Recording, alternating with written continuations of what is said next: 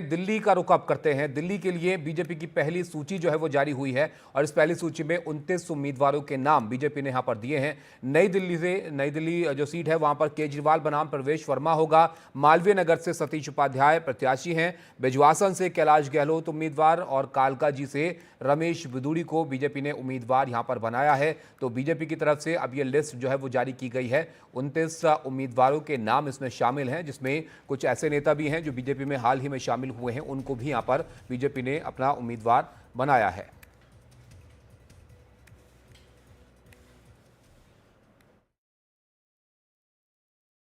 बहुत सारे काम हैं। सबसे बड़ा काम है कि दिल्ली को आपदाओं से बचाना है। जो दिल्ली में जो सबसे बड़ी आपदा है वो है दिल्ली के मुख्यमंत्री रहे माननीय केजरीवाल जी। क्योंकि जब दिल्ली में कोविड का समय था, दिल्ली के लोग ऑक्सीजन मांगते थे, तब वो एक बोतल के बदले में एक बोतल फ्री देते थे। जब हमने उनसे कहा कि दिल्ली के लोगों ने कहा हमारे काम करवा दीजिए, हमारी बस्ती को पक्का करा दीजिए, हमको मकान दे दीजिए, तो अरविंद केजरीवाल ने अपना शीश महल बनाया।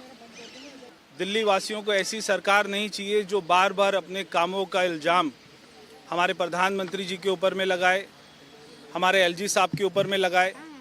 दिल्ली को झगड़ा मुक्त सरकार चाहिए, आपदा मुक्त सरकार चाहिए। भारतीय जनता पार्टी नेतृत्व का, पार्टी हमारे देश के प्रधानमंत्री मोदी साहब का, हमारे देश के गृह मंत्री अमित शाह जी का, राष्ट्रीय अध्यक्ष नड्डा जी का, हमारे प्रदेश अध्यक्ष सचदेवा जी का मैं हृदय की गहराई से आभार व्यक्त करता हूं कि उन्होंने मेरे ऊपर यह भरोसा किया है कि कालका जी की खोई हुई जो हमारी जमीन है उसको किस प्रकार से हम वापस चलाने का काम करेंगे। 5 साल, पिछले 10 साल तो नार के जीवन केजरीवाल के चक्कर में पूरी दिल्ली भोग रही है इस आपदा के कारण, और ये आपदा झेली है 5 साल आतिशी मारलेना के रूप में भी कालकाजी वासियों ने। जिस राज्य के मुख्यमंत्री के घर में महिलाओं का सम्मान न होता हो, उस राज्य में आप कैसे महिलाओं के सम्मान की आशा कर सकते हैं। और इसलिए गवर्नेंस कहीं है ही नहीं। वो कुछ भी आप ले लीजिए, चाहे वो पीडब्ल्यूडी है, चाहे वो किसी भी तरीके की और व्यवस्थाएं हैं, वो पूरी तरह से दिल्ली 10 साल में बेहाल हुई है। तो सबसे पहला काम तो है कि दिल्ली में गवर्नेंस हो, दिल्ली में सरकार हो। रवीश हमारे साथ जुड़े हैं। रवीश, पहली लिस्ट यहां पर आ गई है बीजेपी की, बताइए कहां कहां पर दिग्गजों को उतारा गया है?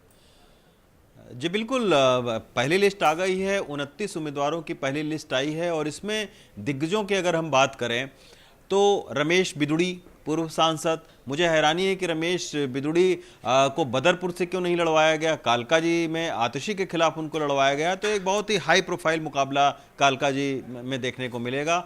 आतिशी के खिलाफ रमेश बिदुड़ी को उतारा गया है, फायर ब्रांड लीडर हैं। इसी तरीके से प्रवेश वर्मा नई दिल्ली से, उनको बीजेपी ने उम्मीदवार बनाया है। अरविंद केजरीवाल के खिलाफ कांग्रेस से संदीप दीक्षित हैं। त्रिकोणीय मुकाबला यहां पर रहेगा। इसी तरीके से आप देखिए तरविंदर मारवाह जंगपुरा में मनीष सिसोदिया के खिलाफ चुनाव लड़ेंगे। तरविंदर मारवाह एक समय में कांग्रेस के बहुत ही वरिष्ठ नेता के तौर पर जाने जाते थे।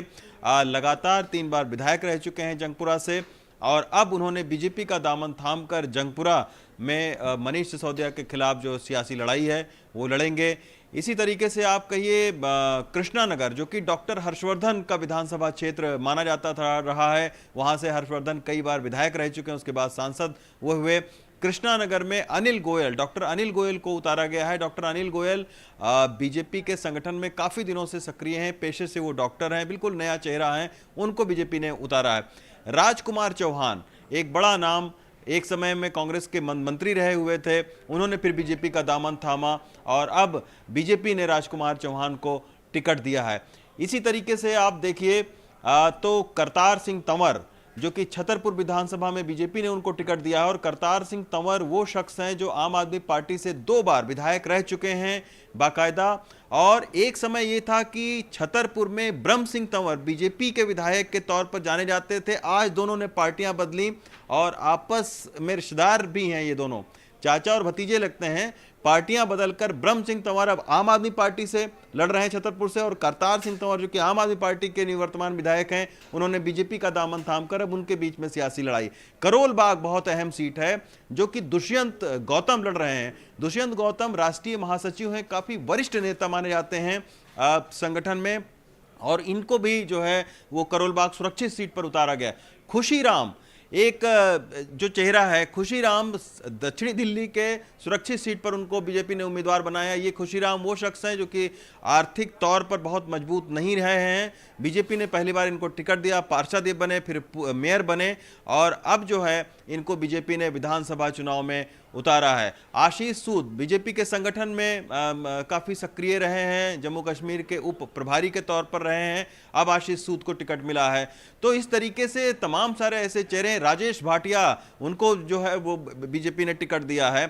कई सारे दल बदलुओं को भी टिकट दिया है। सबसे पहली बार कुमारी रिंकू को इस बार टिकट दिया गया है, जो कि कांग्रेस की पार्षद रही हुई हैं। उन्होंने बीजेपी का दामन थामा और अब उनको जो है वो टिकट दिया गया है। तो ये अनुभवी नेता और यंग लीडर, इन दोनों का एक सामंजस्य इसमें बिठाला गया। और सबसे बड़ी बात है कि टिकट उन्हीं लोगों को दिया गया है जिनकी सर्वे रिपोर्ट अच्छी आई है। इसी के वजह से आप देखिए कि पहली लिस्ट में उन सारे नामों को शामिल किया गया है। जो 4 और विधायक हैं उनका नाम पहली लिस्ट में शामिल नहीं है। देखिए कि आगे क्या होता है, लेकिन बहुत सारे आपको युवा चेहरे, बहुत सारे वरिष्ठ ऐसे नेता जिनके बारे में कल्पना नहीं की होगी, उनको भी बीजेपी इस बार चुनावी दंगल में उतारेगी। इसमें मीनाक्षी लेखी हैं, तमाम सारे नाम हैं जो जिनका टिकट कटा था, उनको भी हो सकता है कि आने वाले समय में टिकट दिया जाए।